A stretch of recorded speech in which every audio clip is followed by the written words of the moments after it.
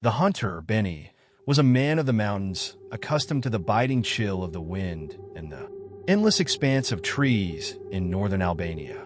He had grown up among the dense forests where legends and reality intertwined. Some spoke of spirits, others of ancient creatures lurking in the shadows, but Beni dismissed them all.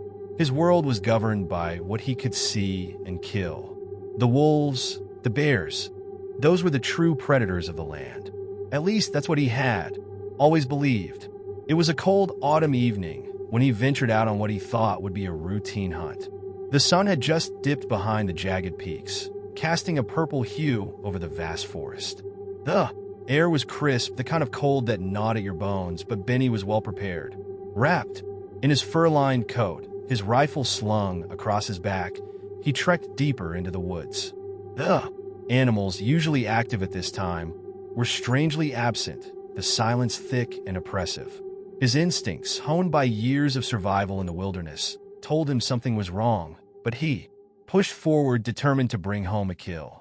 As dusk gave way to night, the familiar sounds of the forest faded away, leaving only the faint whisper of wind through the trees. Even the birds had gone quiet. He gripped his rifle tighter, his breath visible in the frosty air. The silence was unnatural, as though the forest itself was holding its breath. Then, in the distance, he saw it, a figure, pale and motionless, standing between the trees. At first glance, it looked human, but something about its stillness made Beni uneasy. His heart skipped a beat. He squinted through the gloom, but the figure didn't move, just watched him from the shadows. His first thought was of another hunter or perhaps a lost traveler, but the longer he looked, the more he realized something was horribly wrong. The figure was too tall, its limbs too long and thin, like the gnarled branches of a dead tree.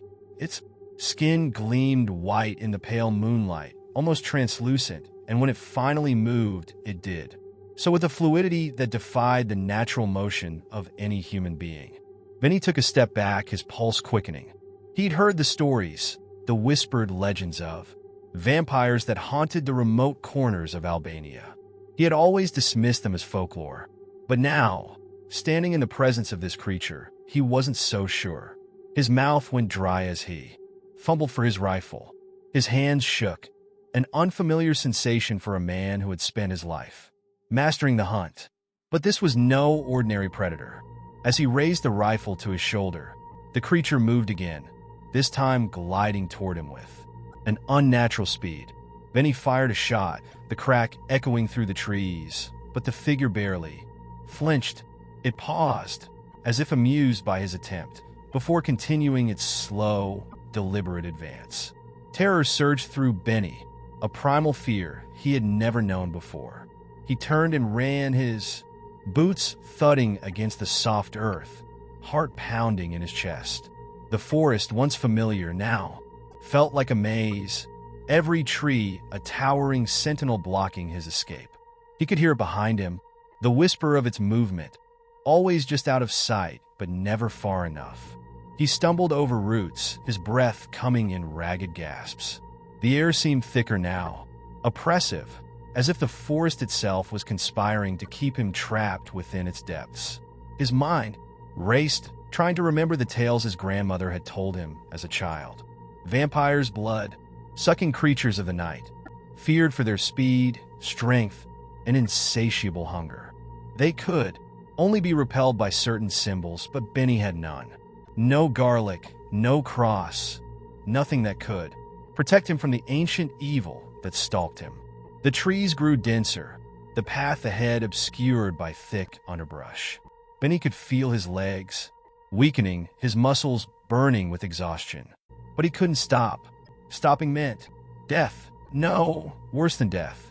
He imagined the creature's icy fingers wrapping around his throat, its fangs sinking into his flesh, draining him of life, and then turning him into one of them.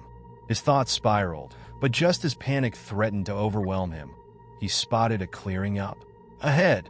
The moonlight bathed the open space in a silver glow. Beyond the clearing, the familiar outline of his village's church stood silhouetted against the night sky. A sudden surge of hope filled his chest. The church, he could make it there. Sanctuary. Summoning the last of his strength, he pushed forward, his legs pumping faster than they ever had. The creature was close now. He could feel it, the air around him growing colder with every step. But he didn't dare look back. With a final, desperate burst of speed, Beni broke through the clearing, his boots skidding on the wet grass. He reached the church's heavy wooden door and flung it open, collapsing inside just as the vampire emerged from the forest's edge.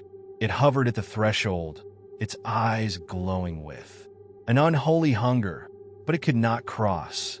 Beni lay there, gasping for breath, the creature's hiss echoing in his ears. He had survived the night, but he knew deep down that it would not be the last time he faced the horror that lurked in the shadows of the Albanian forests.